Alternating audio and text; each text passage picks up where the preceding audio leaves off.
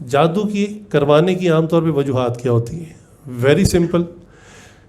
حسد وہ بیماری ہے کہ جس کی وجہ سے سب سے پہلا کبیرہ گناہ آسمانوں پر ہوا، اور حسد ہی کی وجہ سے زمین پر سب سے پہلا بڑا کبیرہ گناہ ہوا. حسد ایسی چیز ہے. عام طور پہ میرے حضرت ایک کویشچن بھی کرتے ہیں، آپ سے بھی کرتا ہوں. وہ کہتے ہیں کہ بھئی ہم میں سے کسی سے کوئی غلطی ہو جائے، گناہ ہو جائے، اللہ کی نافرمانی ہو جائے، شریعت ٹوٹ جائے، تو عام طور پہ ہم کہتے ہیں جی وہ بس شیطان نے بہکا دیا، شیطان نے پھسلا دیا، شیطان نے وسوسہ ڈال دیا، میں نے ہی گناہ کر لیا، ٹھیک ہو گیا.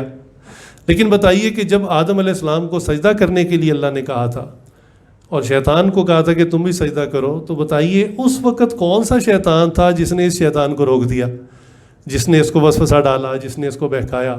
اس سے پہلے تو کوئی شیطان تھا ہی نہیں. تو یہ یاد رکھیے کہ حسد وہ روحانی بیماری ہے جس کے اندر یہ شیطان مبتلا تھا. آدم علیہ السلام کا حسد اس کے قلب میں تھا کہ اللہ تعالیٰ اب جو دنیا بنا چکے ہیں اس کے لیے جو خلیفہ اللہ نے اب سلیکٹ کرنا ہے وہ میں نہیں ہوں، اور وہ یہ بندہ ہے جو اللہ نے اب نئی مخلوق پیدا کی ہے. اس حسد کی وجہ سے، ورنہ آدم علیہ السلام کا اور شیطان کا اس سے پہلے کوئی معاملہ ہی نہیں ہوا. ہوتا نا کبھی کوئی پہلے آپس میں انٹریکشن ہوا اور تو میں ہوئی، کوئی بحث ہو گئی، کوئی لڑائی ہو گئی تو اس کا حسد ہو، نہیں. صرف یہ وجہ بنی تھی کہ شیطان وہ خلافت کی سیٹ خود چاہتا تھا، لیکن جب اس نے دیکھا کہ آدم علیہ السلام کو اللہ نے پیدا کر دیا، دیکھتے ہی ان کے پتلے کو دیکھتے ہی اس کے دل میں حسد کی آگ بھڑک اٹھی. اور یہی وہ حسد تھا جس نے اس عزازیل کو ابلیس بنا دیا، اور اس نے اللہ کی نافرمانی کا سب سے پہلا بڑا گناہ آسمانوں کے اوپر کیا. دنیا کے اندر جو سب سے پہلا بڑا گناہ ہوا، گناہ کبیرہ ہوا، وہ قتل تھا. اس سے پہلے انسانیت میں کسی نے کسی کو قتل نہیں کیا، اور وہ آدم علیہ السلام کے دو بیٹے تھے، حابیل اور قابیل. تو حابیل کی شادی جس لڑکی سے ہونی تھی وہ لڑکی انتہائی خوبصورت تھی، اور قابیل اس حسد میں مبتلا ہو گیا کہ یہ خوبصورت بیوی اس کو کیوں ملے گی، اور اس نے ہر ممکن کوشش کر لی. واقعہ بہت لمبا ہے. ہر ممکن کوشش کر لی کہ کسی طرح سے اس کی بیوی سے میں شادی کر لوں. جب اس نے دیکھا کہ کوئی جائز راستہ نہیں ہے تو حسد کی آگ میں جلتے ہوئے اس نے اپنے سگے بھائی کو ہی قتل کر دیا. تو دیکھیے حسد اتنا بڑا گناہ ہے، اتنی بری بیماری ہے کہ آسمانوں پر بھی کبیرہ گناہ حسد کی وجہ سے ہوا، اور ابلیس بنا اس حسد کی وجہ سے. اور دنیا کے اندر بھی جو سب سے پہلا قتل، اور آج بھی بہت سارے جو معاملات ہیں، جادو کی بات بھی میں یہاں لا رہا ہوں کہ یہ بھی حسد کی وجہ سے ہوتا ہے. جادو کوئی بندہ کسی پر کیوں کرواتا ہے؟ نعمتیں دینے والی ذات اللہ کی ہے. اللہ تعالیٰ جس کو جتنا چاہیں نعمتیں دیں، لیکن ساتھ میں جو قریب رہنے والا ہوتا ہے اس سے وہ نعمت دیکھی نہیں جاتی، اور اس کی وجہ سے وہ اندر ہی اندر ایک حسد کی آگ میں مبتلا ہوتا ہے. وہ سڑ رہا ہوتا ہے، وہ جل رہا ہوتا ہے، وہ کڑ رہا ہوتا ہے، اس کو یہ نعمت کیوں ملی. ہم نے دیکھا دو بھائی ہیں سگے، دونوں کی شادیاں ہوئی، ایک کی بیوی خوبصورت ہے، ایک کی نہیں ہے. اب جس کی بیوی خوبصورت نہیں ہے وہ دوسرے کو دیکھ کر حسد کرتا ہے کہ اس کو خوبصورت بیوی کیوں ملی. پھر آگے ان کی اولاد ہوئی، ایک کو اولاد مل گئی، ایک کو اولاد نہ ملی، اللہ کی مرضی. اب جس کو اولاد نہیں ملی وہ حسد کے اندر مبتلا ہے کہ مجھے اولاد کیوں نہیں ملی. یا ایک کو بیٹے مل گئے، دوسرے کو بیٹے نہیں ملے، تو اب وہ حسد کے اندر مبتلا ہے کہ اس کو تو ملے ہیں، مجھے کیوں نہیں ملے. اسی طرح سے دونوں سگے بھائی ہیں، ایک ہی باپ کی اولاد ہے، ایک بزنس کرتا ہے، اللہ تعالیٰ چار چاند لگا دیتے ہیں، اور ایک کی جو ہے وہ معاملہ مشکل سے روزی روٹی کا چل رہا ہے. اب وہ حسد کے اندر مبتلا ہو جاتا ہے کہ اس کی دکان اتنی کیوں چلتی ہے.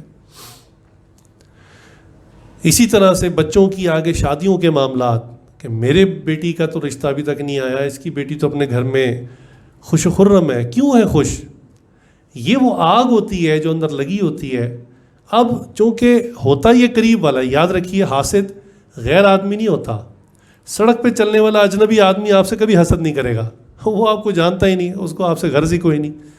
یاد رکھیے حسد کرنے والا ہمیشہ قریب کا شخص ہوگا، انتہائی قریب، اتنا قریب کہ جس پر آپ کی شک کی نظر بھی نہیں پڑے گی کہ اندر ہی اندر جل رہا ہے مجھے دیکھ کے. اوپر اوپر وہ تعریف کرے گا اور اوپر اوپر کہے گا کیا بات ہے، کیا بات ہے، بہت اچھا، بہت بڑی آپ کو نعمتیں ملی، میں خوش ہوتا ہوں آپ کی نعمتیں دیکھ کے، ایسے الفاظ بولے گا. لیکن اندر اس کے آگ لگی ہوگی تن بدن میں کہ کسی طرح سے آپ کی نعمت ضائع ہو جائے. اب ایک تو وہ حسد کر رہا ہے، جل رہا ہے، اس کے بھی اپنے نقصانات ہوتے ہیں. اللہ تعالیٰ نے سورہ فلق اور سورہ ناس کے اندر جو مضمون بیان کیا، وَمِن شَرِّ حَاسِدٍ اِذَا حَسَد، اور حاسد کے حسد کی سے میری حفاظت فرما. یعنی حاسد بندہ جب حسد کرنے لگے تو اس کے حسد کی جو ویوز ہیں، فریکوینسیز ہیں، میں آج کی زبان استعمال کر رہا ہوں آپ کے لیے ایزی ہو جائے، wi fi signals, Bluetooth signal, آپ سمجھتے ہیں ان چیزوں کو. آج حاسد جب حسد کرنے لگے، یا اللہ اس کی جو حسد کی ویوز ہیں میری اس سے حفاظت فرما. بیٹھا وہ اپنے گھر ہوا ہے، آپ کے خلاف حسد کر رہا ہے. جب وہ سوچتا ہے، آپ کی شکل سامنے لاتا ہے، حسد کرنا شروع کرتا ہے، اس کے حسد کا اثر آپ کے اوپر ہوتا ہے. اس لیے سورت کے اندر پناہ مانگی گئی ہے حاسد بندے کے حسد سے.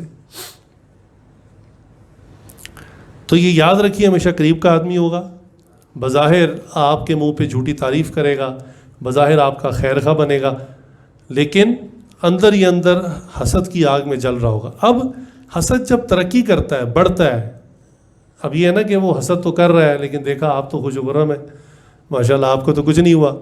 اب وہ کیا کرے گا کہ بظاہر تو نہ قتل کر سکتا ہے، نہ مار سکتا ہے، نہ آپ کو کہیں جنگل میں پھینک کے آ سکتا ہے. سگے بھائی ہیں، سگے دوست ہیں، مارکیٹ میں دو دکاندار ہیں، کچھ نہیں کر سکتے ایک دوسرے کا.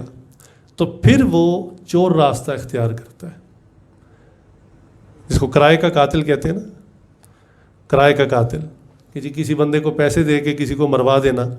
پھر یہ جادو کا راستہ اختیار کرتا ہے، اور وہ کیا کرتا ہے کہ اس قسم کے عامل بیٹھے ہوئے ہیں، ان کو جا کے پیسے دیتا ہے اور کہتا ہے کہ اس بندے کا نقصان کریں. جس چیز سے حسد کر رہا ہوتا ہے اسی میں نقصان مانگتا ہے، کہتا ہے اس کا کاروبار بند ہونا چاہیے، اس کے بیٹے مر جایا کریں، اس کا رزق بند ہو جائے، یہ فاقوں پہ آ جائے، گھر بیچ کر کہیں چلا جائے. یعنی جو اس کے ذہن میں خرافات اور غلاظت ہوتی ہے وہ جا کے وہاں ڈیمانڈ کر دیتا ہے. عامل جو ہے اس سے بہت فائدہ اٹھاتے ہیں، اور وہ تو انتظار میں ہوتے ہیں گاہک آئے، اور پھر وہ اپنا کام شروع کرتے ہیں. ایک تو وہ یہی سارے گندے کام کہ مردار جانور کا گوشت لے کر کبھی اس میں سوئیاں مارتے ہیں، عملیات پڑھتے ہیں، کبھی اسی طرح گندے خون سے تعویذ لکھتے ہیں، اور یہ اس قسم کی حرکتیں کرتے ہیں.